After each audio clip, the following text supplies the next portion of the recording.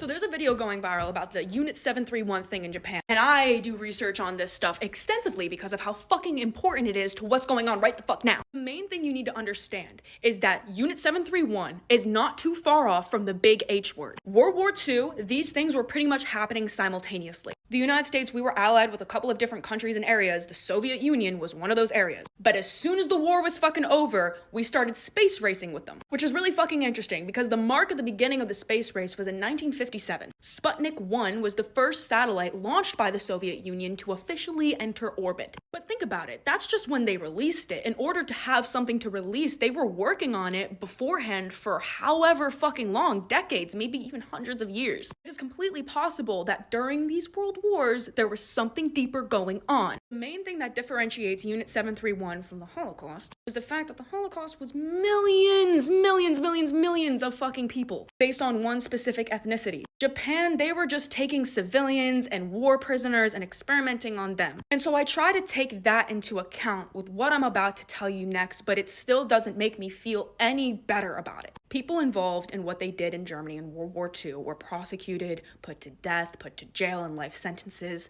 and etc. during the Nuremberg trials. This was in 1945 to 1946, right when the war ended. But despite prosecuting those involved, like scientists who may have been forcibly involved in Auschwitz experiments and things of the sort, we took people in Unit 731, scientists there, and let them off scot-fucking-free. We did not prosecute them. The United States granted them fucking immunity. Why? Oh, because they gave us their data.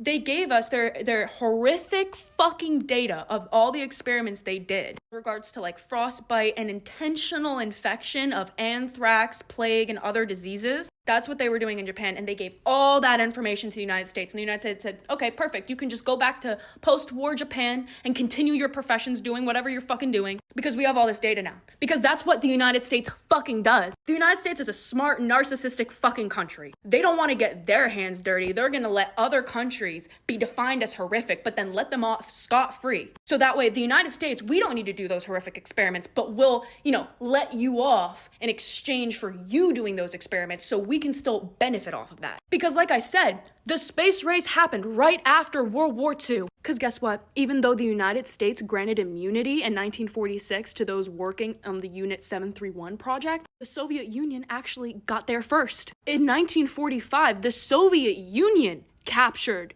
people in Unit 731. Then a year later, the United States, prosecuted them, but didn't because they got their data. So wouldn't it make sense that the main competitors in the space race kind of became China, Japan, Soviet Union, and the United States? And also keep in mind, Unit 731, along with immunity, like the United States and the Soviet Union both promised not to talk about it.